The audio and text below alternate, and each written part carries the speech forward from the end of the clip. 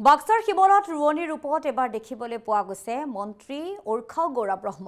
খেতিপথাৰত ৰোৱনীৰ সৈতে একেলগে ৰুলে ভুই, বোকা পানী গছকি ভুই ৰুলে কেবিনেট মন্ত্ৰীগৰাকীয়ে। অতীতৰ কথা সোঁৱৰি নষ্টালজিক হৈ পৰে মন্ত্ৰী ব্ৰহ্ম। যান্ত্ৰিকতাৰ যুগত পৰম্পৰা ৰক্ষা কৰাৰ আহ্বান জনালে মন্ত্ৰী ব্ৰহ্মই। বিটিআৰৰ খৰাং পীড়িত কৃষকক ক্ষতিপূৰণ দিয়াৰো আশ্বাস প্ৰদান কৰিছে মন্ত্ৰীগৰাকীয়ে।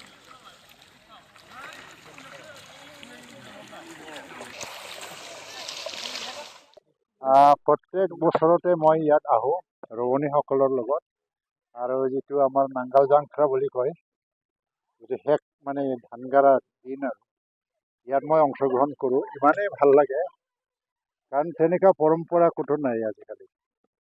অকল চিমলাত ৰাজহুৱাভাৱে ধান ৰোপণ কৰা এই কাৰ্যসূচী আমি দেখিবলৈ পাওঁ। সেইকাৰণে ইয়াত মই যিকোনো বেলেগত প্ৰগ্ৰাম থাকিলেও মই ইয়াত আহি পেলাই কিছু সময়ৰ কাৰণে ভাগ লৈ পেলাই ফূৰ্তি কৰোঁ, চবৰ লগত মন মিলাপ কৰিবলৈ চেষ্টা কৰোঁ। এই সংস্কৃতিটো কি হয়, এটা পৰম্পৰাগত সংস্কৃতি হয়, ধৰি ৰাখিব পাৰিলে বেয়া নহয়। মেকানাইজেশ্যনৰ যুগত এইবিলাক নোহোৱা হৈ গৈছে। বাক্সাৰ শিৱলত ৰোৱনীৰ ৰূপত এবাৰ দেখিবলৈ পোৱা গৈছে মন্ত্ৰী উৰ্খাও গৌৰা ব্ৰহ্ম। খেতিপথাৰত ৰোৱনীৰ সৈতে একেলগে ৰুলে ভুই, বোকা পানী গছকি ভুই ৰুলে কেবিনেট মন্ত্ৰীগৰাকীয়ে। অতীতৰ কথা সোঁৱৰি নষ্টালজিক হৈ পৰে মন্ত্ৰী ব্ৰহ্ম। যান্ত্ৰিকতাৰ যুগত পৰম্পৰা ৰক্ষা কৰাৰ আহ্বান জনালে মন্ত্ৰী ব্ৰহ্মই। বিটিআৰৰ খৰাং পীড়িত কৃষকক ক্ষতিপূৰণ দিয়াৰো আশ্বাস প্ৰদান কৰিছে মন্ত্ৰীগৰাকীয়ে।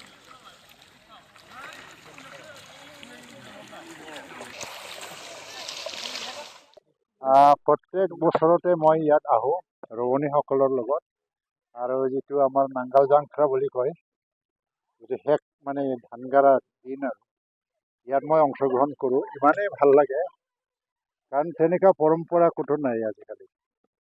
অকল চিমলাত ৰাজহুৱাভাৱে ধান ৰোপণ কৰা এই কাৰ্যসূচী আমি দেখিবলৈ পাওঁ।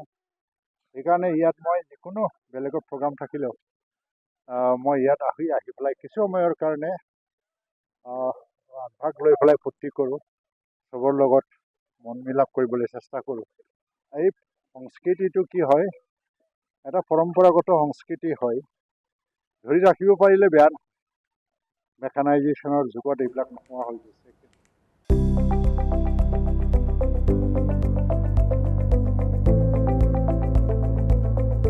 NB নিউজ, সহজ সৰল ভাষাত নৱভাৰতৰ কথা।